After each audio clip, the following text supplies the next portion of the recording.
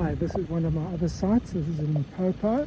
This is 8-frame catch box on a tripod, specifically for ant and also pollination and badger purposes to defend the bees.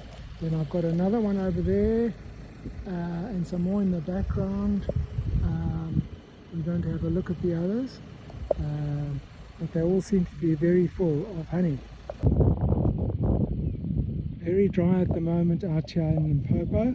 Some of the trees have come out, but it's typical Africa where you have bones and old skeletons and things out there. It's a very tough world, this, and you can see it's mainly dry. There's one of my catch boxes. This is a 5-frame catch box, CB119, and it looks as